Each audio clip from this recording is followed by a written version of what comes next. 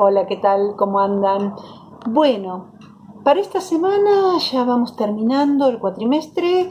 Vamos a ver dos textos, el de Claudio Scaletta y el de Paula Canelo. En este video voy a comenzar con Claudio Scaletta, porque del otro les voy a mandar un PowerPoint. Y quizá, bueno, haga alguna referencia, pero básicamente voy a empezar con Claudio Scaletta. Lo que se va a plantear el autor es lo que se produce en el cambio de gobierno del 2015, parte de una pregunta: ¿cómo puede ser que luego de 14 años del estallido del 2001, de un estallido neoliberal donde realmente se pone a prueba el problema que trajo el neoliberalismo, no solo en la Argentina, sino en la región, pero en la Argentina estalla en el 2001, ¿cómo puede ser que se vote y se legitime un nuevo proceso neoliberal? ¿Por qué se hace esta pregunta? Porque dice, hacia el 2015 el freno de la economía, del ciclo económico, más que de la economía, del ciclo económico, no alcanza para explicar el triunfo de Cambiemos. Y él parte de la idea de que se cometió una doble estafa a la ciudadanía. En principio porque el proyecto que presenta Cambiemos es una alternancia en el poder, una alternancia política, pero sin hacer mención a un regreso del neoliberalismo. Esto es lo que no se dice, no solo no se dice explícitamente en las propuestas de campaña, sino que se ocultan ciertos exponentes de las políticas neoliberales o de las políticas ortodoxas, estos economistas profesionales o estos personajes que hoy podemos ver como expertos, como Milei, o economistas de la Citi, los que son consultores en general de estos grandes grupos, o del mercado financiero. Bueno, no aparecían, no eran convocados, sí podían aparecer en reuniones privadas, pero no al público en campaña electoral. El cambio no aparecía como la violenta transformación del régimen económico que se dio posteriormente al triunfo y que se impuso una vez llegado al poder. Lo que se ofreció a la población fue un discurso de tono evangélico, casi de autoayuda, vaciado de propuestas concretas. Había una idea abstracta de cambio, pero en sí esa idea abstracta estaba basada en tres ejes: pobreza cero, sin explicar cómo se llegaría a algo tan utópico como la pobreza cero, sin hablar de políticas públicas, sin hablar de nada por el estilo. Unir a los argentinos, también una consigna abstracta, y lucha contra el narcotráfico. Esos eran como los tres ejes de campaña, pero sin mencionar políticas concretas al respecto. Hay que tener en cuenta, para que esto se haya podido dar, que en esta etapa del capitalismo mundial una pequeña parte, un pequeño sector de la población está realmente politizado. El común de la gente, el resto de la población, no pudo ver lo que se escondía detrás de esos discursos.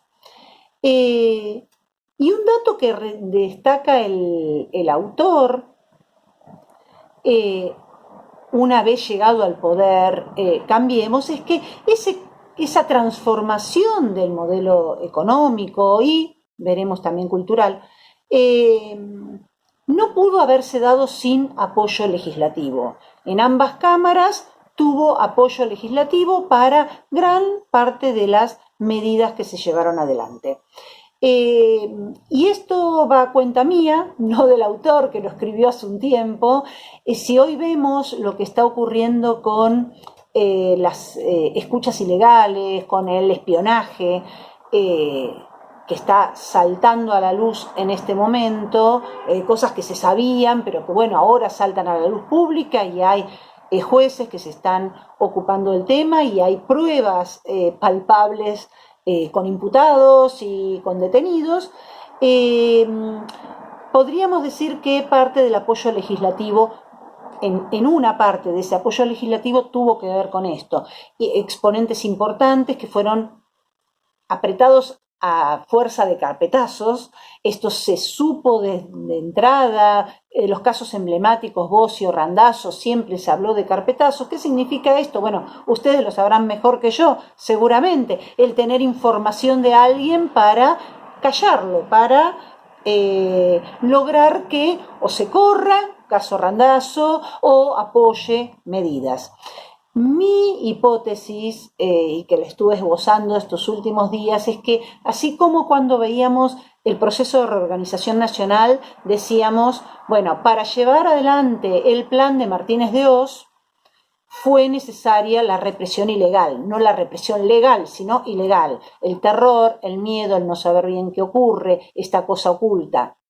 Fue necesario para desmovilizar y poder llevar adelante ese plan económico. Bueno, pienso que para llevar adelante el cambio en el modelo económico y la vuelta al neoliberalismo tan fuerte que llevó adelante Cambiemos, fue necesario todo este sistema de espionaje ilegal, de espionaje a propios y ajenos, no solamente a los opositores, sino también a el propio sector que estaba en el gobierno, para también mantener a todos dentro del redil, no que aparecieran voces disonantes, sobre todo considerando que se trata de una coalición gobernante, donde hay un partido importante como la Unión Cívica Radical y donde hay sectores dentro de Cambiemos que son a la más política, a la de aquellos que quieren acordar ciertos temas con la oposición,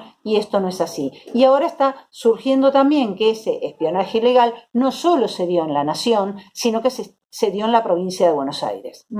Entonces ahí también podemos entender el porqué de mucho acompañamiento o silencio de parte de determinados sectores y desmovilización incluso de sectores sindicales. Así que bueno, esto paréntesis porque esto es propio, no es de escaleta, así que aclaro. Bueno, volviendo al 2015, lo que plantea el autor es que en los pendientes, o sea, luego de 12 años de gobierno, había obviamente cuestiones pendientes. Dentro de esos pendientes que había hacia el 2015, se plantea una agenda falsa y una agenda verdadera.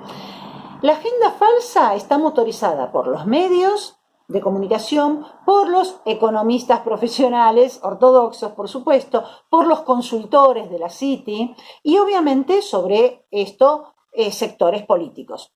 ¿Cuál era el diagnóstico que se hacía en ese momento? Que había una crisis asintomática. Siempre que se intentan llevar adelante políticas de ajuste, y lo venimos viendo, esas políticas de ajuste, en ese ciclo stop and go, cuando se llega a la crisis y se impone la devaluación, el ajuste monetario, fiscal, etc., es en el momento de la crisis. ¿Cuál era el problema con el que se enfrentaba la oposición o estos sectores de las élites opositoras? No hay crisis. O sea, se intentó por todos los medios generar crisis económicas. Incluso el gobierno de Cristina Fernández sortea la crisis mundial del 2008. Recuerdan lo que vimos clases pasadas con la radicalización progresista.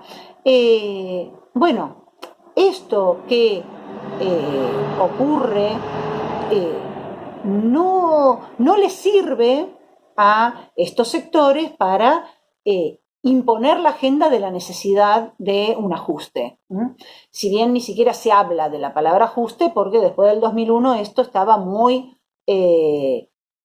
disimulado, pero de un cambio en las políticas, etcétera, no hay forma, como no hay crisis y como la economía con sus altibajos, pero va creciendo, hay capacidad de empleo, hay capacidad de consumo. Bueno, esto se les hace muy complejo a los sectores. Entonces, ¿qué empiezan a hablar? O sea, esa crisis inminente de la que siempre hablan cuando hay gobiernos populares en el poder, siempre los sectores ortodoxos están previendo crisis económicas, incluso el FMI, o sea, todos los años preveía menos crecimiento del PBI del que en verdad se daba, o preveía crisis que no ocurrían. Es decir, tanto a nivel internacional como a nivel local, siempre los sectores ortodoxos van a prever crisis inminentes. Siempre está la crisis a la vuelta de la esquina. Como esta crisis no se daba, se empieza a hablar de una crisis asintomática.